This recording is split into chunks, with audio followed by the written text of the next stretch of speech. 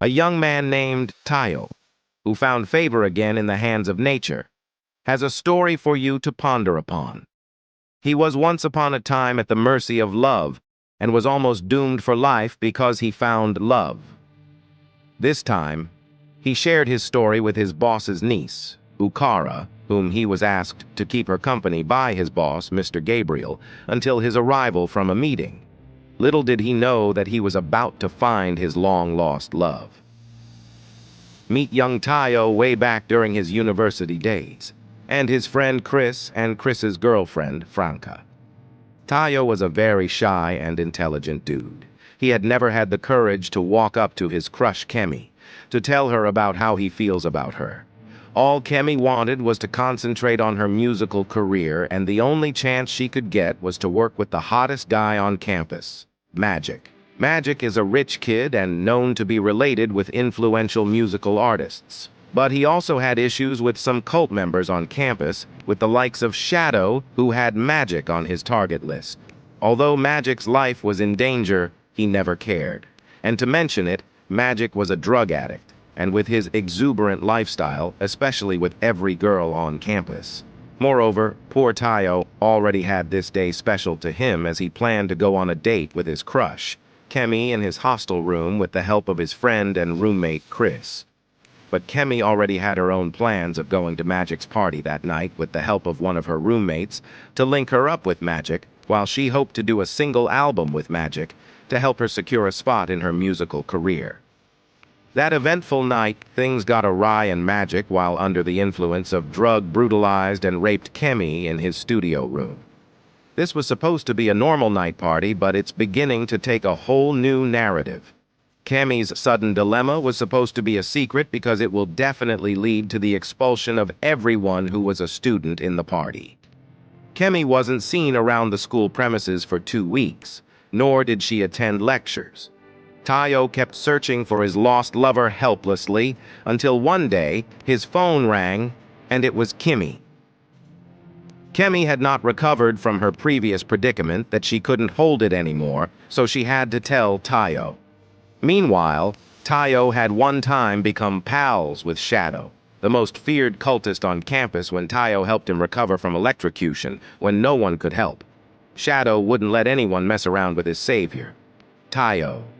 Tayo met with Shadow and told him that he wanted Magic to be dealt with, but Shadow saw it as an opportunity to silence Magic. Shadow ordered his boys to bring Magic to him. All Tayo wanted was revenge, but not to take Magic's life. But Shadow killed him at the verge of escaping. Magic's body was dumped in a bush by the roadside, with every rumor flying around campus that Kemi was the #1 suspect of Magic's death after the last ordeal. Tayo couldn't forget everything that happened that night. He now sees himself as a murderer. Now, Kemi has been invited by the police to the office of the Dean of Student Affairs and was taken away for interrogations. Magic cannot be wasted like that. Someone has to account for his death. Although Kemi came from a rich family also, she was removed from the school immediately to save the family's name and also continue her studies abroad. Tayo had to see his lover for the last time and had pity for her. He thought it would end there until Kemi called him to let him know that her passport was seized and was not allowed to travel out of the country until Magic's case was resolved. Tayo could feel all the guilt in his heart and couldn't hold it any longer. He had to tell someone, and he opened up to Chris, his best friend. Little did he know that Magic's friend Wilson heard their little secret. The police arrested Tayo, and he was charged to court and sentenced to prison for 10 years as an accomplice of Shadow, who got a lifetime imprisonment. Kemi never knew all that happened when she was free to travel out of the country. Tayo met Mr. Gabriel while serving in prison together, as Mr. Gabriel was falsely accused by some politicians he was involved with. Mr. Gabriel promised to help him start a new life again after they leave the prison. As promised, Mr. Gabriel got him the job as a manager in his restaurant. Sometimes I wonder what the point is, loving someone who has no clue how much you love them. Kemi had just realized how much Tayo loved her. She wasn't aware of what he passed through for her. She must make it up to him. Fate brought them back together with the help of Mr. Gabriel, who happened to be her uncle. What a small world. Sometimes in life, you just have to let go of things, and if it's truly yours, it will definitely come back. All thanks to Mr. Gabriel. And Mr. Gabriel has this to say: everyone wants to control time, but to know the master of time is the real deal. The seasons come and go. Time gives every man the right reward, his consequences for his many deeds. Time really is a master storyteller, keeping records of the past, the present, and the future to be.